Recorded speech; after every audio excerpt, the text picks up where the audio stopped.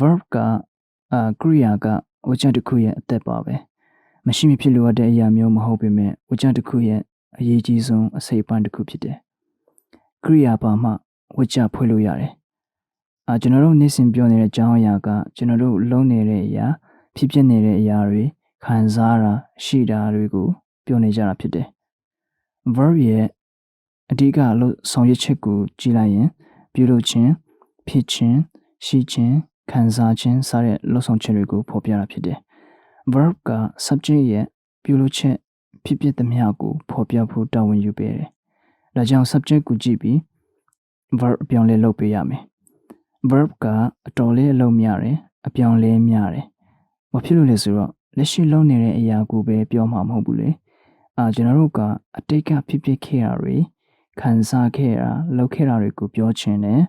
လက်ရှိဖြစ်နေတာအနာဂတ်မှာကိုလုပ်ချင်တာဖြစ်ချင်တာတွေကိုပြောမှာဖြစ်တဲ့အတွက် verb တစ်ခုထဲနဲ့ကိုပြောလို့တဲ့အရာမှန်သမျှကိုအတိတ်ပြည့်စုံနေအောင်မဖော်ပြနိုင်ဘူးဒါကြောင့်ကိုပြောလို့တဲ့အကြောင်းအရာအချိန်ကာလကိုလိုက်ပြီးအကူကရိယာခေါ်ပေးရမယ်ဘယ်ကာလမှာဘာလုပ်တယ်လဲဘာဖြစ်တယ်လဲဆိုတာကို verb နေရာမှာဖော်ပြရမယ်ကိုကပြောတော့မယ်subject ကလောက်တာဖြစ်ပျက်တာခံစားခဲ့တာစတဲ့အပြောအကြကိုဒီဆိုတော့မယ်ဆိုရင်အရင်စဉ်းစားရမှာကကိုဘာပြောမှာလဲဘယ်ကာလမှာဖြစ်ပျက်တာကိုပြောမှာလဲကိုပြောလို့တဲ့အဓိပ္ပာယ်နဲ့ကာလကိုဖော်ပြဖို့ဘယ် tense နဲ့ verb ဘယ်လိုသုံးမလဲစဉ်းစားရမယ်ကျွန်တော်ကကိုပြောလို့တဲ့အကြောင်းအရာကိုဘယ်ကာလမှာဘာကရိယာကိုသုံးပြီးဘယ်လိုမျိုးအဓိပ္ပာယ်ကိုဖော်ပြမှာလဲဆိုတာကိုပြောပြမယ်မိတ်ဆွေကမိမိလစ်လာခဲ့တဲ့ဝေါ်ဟာရတွေကို subject နေရာ verb နေရာလိုက်စကားလုံးစီပြီးဝကြလောက်ရပါမယ်ကျွန်တော်ကဥပမာတွေကိုပြောပြမှာမဟုတ်ဘူးမိတ်ဆွေပြောလို့တဲ့အကြောင်းအရာတွေကိုမိတ်ဆွေကတိုင်ဖော်ပြနိုင်ဖို့ဝကြဖွဲ့နိုင်ဖို့နဲ့အသုံးချနိုင်ဖို့ကိုပဲအဓိကထားပြီးသွားပါမယ်ဝကြတစ်ခုတည်ဆောက်တော့မယ်အတိတ်မှာဖြစ်ပျက်ခဲ့တာလုံနေခဲ့တာခံစားခဲ့ပြီးစတဲ့ကိစ္စရပ်တွေကိုဖော်ပြလို့ရတဲ့အခါရိုးရိုးလေးနဲ့ဖြစ်ခဲ့တယ်လုပ်ခဲ့တယ်ဖြစ်ပျက်ခဲ့တာတွေကိုပြောချင်ရင် verb to သုံးပေးရမယ်ဝကြတစ်ခုဖော်ပြပုံကိုမှတ်မိနေနော် subject verb object manner place time reason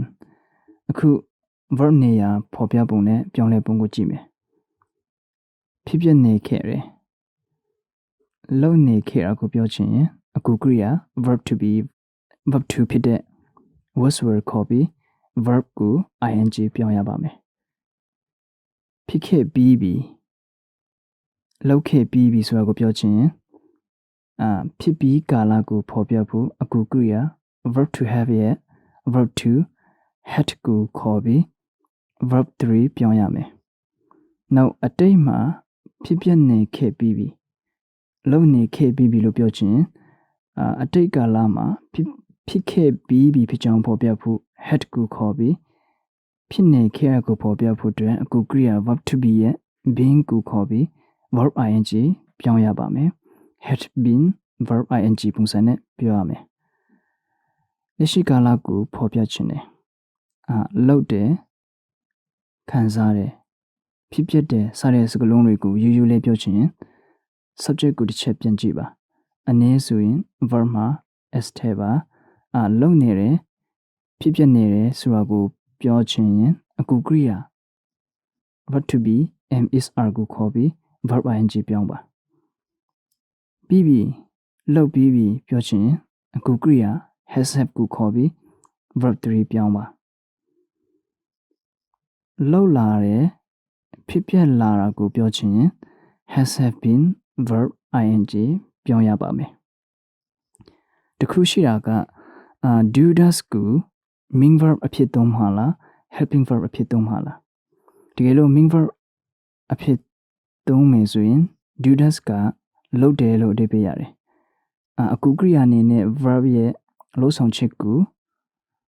လဲနဲ့ဆက်ဖို့သုံးမယ်ဆိုရင်verb ရဲ့လုပ်သမျှကိုလဲနဲ့ထားလဲနဲ့စေရဆိုတဲ့အဓိပ္ပာယ်ကိုတက်ရောက်တယ်ဥပမာ I do my homework အဲ့ဒါ main verb helping verb နဲ့ကြည့်မယ် I do love you တကယ်ပါလို့ထပ်ပြောချင် I really do လို့ပြောနိုင်တယ်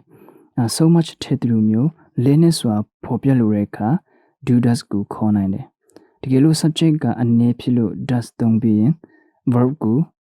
s မထည့်ပါနဲ့တော့ does ကအနေဖြစ်ကြောင်းဖော်ပြပြီးပြီအနာဂတ်ကာလမှာဖြစ်လိမ့်မယ်လုပ်လိမ့်မယ်ပြောချင်ရင် will shall ခေါ်ပေးရမယ်နိကတဲ့အနာဂတ်ကာလမှာမကြာခင်ဖြစ်ပျက်မှာကိုပြောချင်ရင် will shall verb မဟုတ်ပဲ am is are ခေါ်ပြီး verb ing နဲ့ပြောနိုင်တယ်အဓိပ္ပာယ်ကဖြစ်မှာလုပ်မှာလို့ရတယ် will shall verb ကလုပ်လိမ့်မယ်ဖြစ်လိမ့်မယ်လို့အဓိပ္ပာယ်ရတယ်နှစ်ခုလုံးကအနာဂတ်ကာလကိုဖော်ပြတယ်လုပ်နေလိမ့်မယ်ဖြစ်ပျက်နေလိမ့်မယ်စတဲ့ဝကြမျိုးကိုပြောချင်ရင်အကူကရိယာ verb to be ကိုခေါ်ပြီးအနာဂတ်ကာလပြတဲ့ will shall နောက်မှာ be ခေါ်ပြီး verb ing ပြောင်းပါဖြစ်ပြီးလိမ့်မယ်လုပ်ပြီးလိမ့်မယ်ပြောချင်ရင်ဖြစ်ပြီးကာလအကူကရိယာ have ခေါ်ပြီး verb 3ပြောင်းပါဖြစ်ပြီးနေလိမ့်မယ်လုပ်ပြီးနေလိမ့်မယ်ပြောချင်ရင် have been verb ing ပြောင်းရပါမယ်အထားဖို့ကအငင်းဝကြလုပ်ချင်ရင် verb နောက်မှာအငင်းစကလုံးမထည့်ပါနဲ့အကူကရိယာနောက်မှာထည့်ပါကရိယာရဲ့လှုပ်ဆောင်ချက်ကိုမေခွန်းထောက်ချင်ရင် verb ကို subject ရှိထောက်ပြီး verb subject object ပုံစံနဲ့မေခွန်းမေလို့အဆင်မပြေဘူးမေးချင်ရင်အကူကရိယာကိုဝကြရှိထောက်ပြီးအကူကရိယာ subject verb object ပုံစံနဲ့မေးရပါမယ်မိမိသုံးလိုက်တဲ့အကူကရိယာလိုက်မေးချင်တဲ့အဓိပ္ပာယ်လည်းပြောင်းပါတယ်